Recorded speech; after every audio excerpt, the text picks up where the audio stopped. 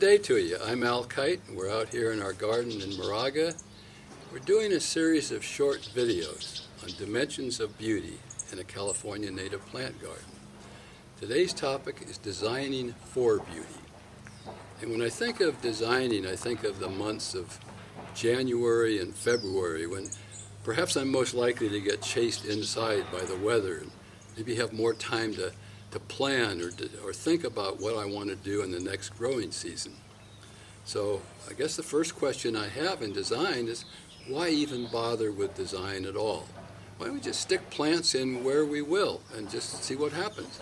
Well, I get the feeling some people do that, and you see gardens that are kind of hodgepodge or eclectic. Nothing ties together, and you think, I wonder what they were trying to do. Obviously, they could have benefited from a little forethought. But there's certain conditions that you have to keep in mind, whatever you're going to do with your landscape, and that is the climate or weather in your area. Certainly the soil, maybe the amount of slope, the direction of the slope, the size of your lot, the personal preferences that you have. They're all important. I think size, for example, the smaller the garden area you have, I think the greater the challenge. And I think if I had a very small area to plant in, I would delve more into Japanese design concepts than I have, because I think they do a fantastic job of creating beauty in small spaces. And personal preference, well, I've had people bring in plants that they thought were beautiful native plants, and I don't care for them. It's individual. It's in the eye of the beholder.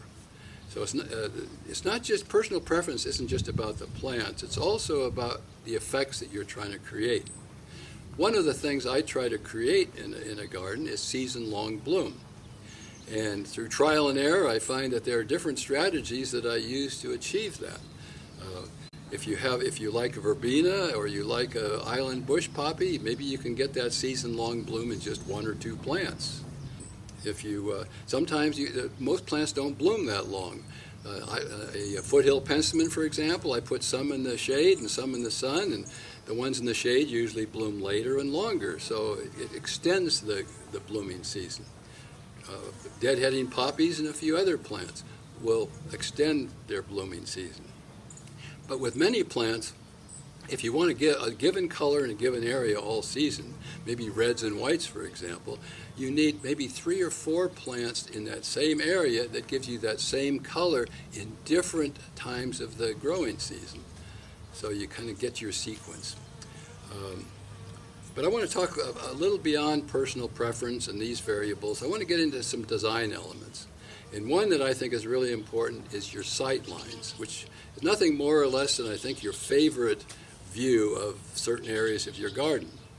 And this is important because you build your beauty around those sight lines. The decisions that I make in the wintertime, where I put rocks, where I put plants in relation to one another, all have to do with exactly what I want to see in the spring and summer months. So, and there's other sight lines. A sight line here looking out from my patio out toward our remnant wall. There's another sight line looking across the garden, what I call my open woodland view. There's a sight line over this way looking out at the pond and stream. Sight line out in front, the stream bed area. So there's 5 or 6 sight lines that we have, but you build your beauty around those. You can also enhance the beauty. You can enhance your view. When I think of what I try to do, for example, is slope the landscape upward. Because if I don't do that, I just see the plants in front and maybe the tallest plants. But if I slope it upward, I see more plants and potentially more beauty. And if I go one step farther and slope the view, then I can see even more land and more beauty. So, and you don't have to, it just doesn't have to be when you put in all the new plants. You can be doing that gradually throughout the growing season. I also, from the sightlines, I also use a concept what I call beauty by contrast or counterpoint. And that means you're using an opposite principle than you usually use and bringing them in at the same time. The principle I like in a garden generally is soft curving lines and flowing effects. But if in the middle of that you put in sharp angles, something like a remnant wall or a bench or something, all of a sudden it's a very different thing, but it can be dramatic in creating beauty. I think another example of counterpoint is taking a horizontal pathway with a horizontal planting bed beyond and making it more interesting by making it a vertical landscape beyond. Bring in rocks and soil and build it up. And it's much more interesting landscape. So these are things I do. Another thing from the sight line that I like to do, I like to check the beauty every once in a while, because some plants grow larger and some die, and you want to make sure that there's not any huge gaps. I start out, I want to see the overall composition of my view. I look at it as a painting. I want to make sure the composition is good. So what I do is squint, and it blurs out the details, and all I see is the tall shapes and the rounded shapes and the landscape under it. And if I like the composition, then I bring the detail back, and I bring it back under magnification. I take my binoculars and I go view by view all the way across and up high, and then all the way across the middle, and all the way across down lower. And if any of those little views aren't beautiful, I put down the glasses and I think, okay, what could I do differently in that little area? But meanwhile, I realize that these big views have many little beautiful views that are worth seeing. I also believe in beauty through relationship. In other words, we don't just buy a beautiful plant and stick it somewhere. This is where we get away from being eclectic. We tie it into some design. It has to relate to some plant concept that we have for the whole garden. And in native plants, we have the concepts created for us in terms of the plant communities. I think years ago, intuitively, I started to put plants in plant communities. And there's several good books, really good books, on helping the gardener recognize what plants go into different plant communities. So, and yet, how do you communicate a plant community? Well, the key word is repetition. In the front, I have a chaparral, which is basically a shrubland. So just the repetition of shrubs throughout really gives the feeling of that. And you put the landscape under it, if it's all up and down and rocky terrain, that kind of ties it all together as well.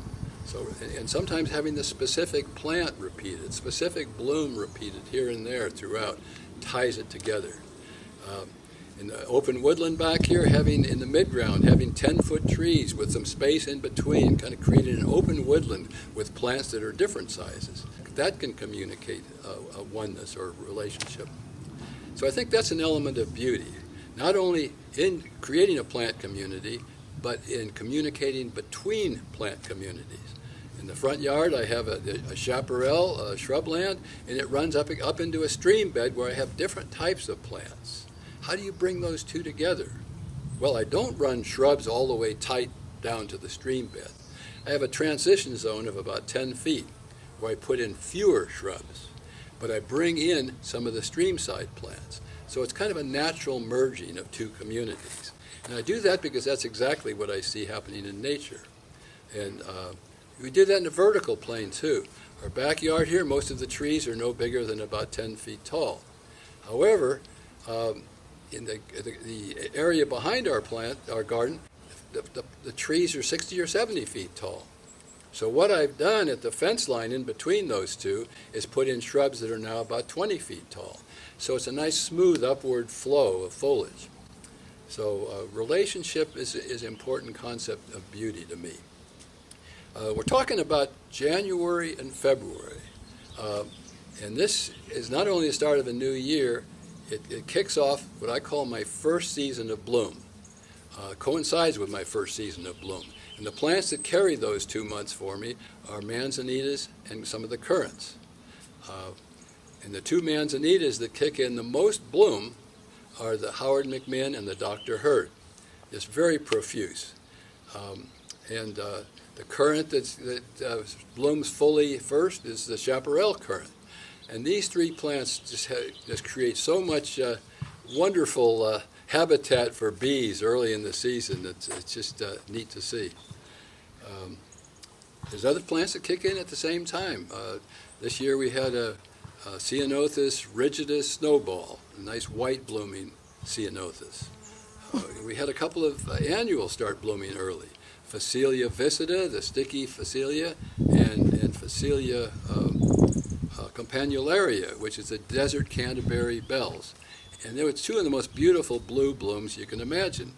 And it's kind of like not winter anymore at that point. But anyway, I guess the main point I've been making as I introduce a few of my favorite elements of beauty is that planning for beauty probably guarantees that you will have more beauty. Anyway, I hope I've given you some thought, and it's been nice having you with me. Thank you very much.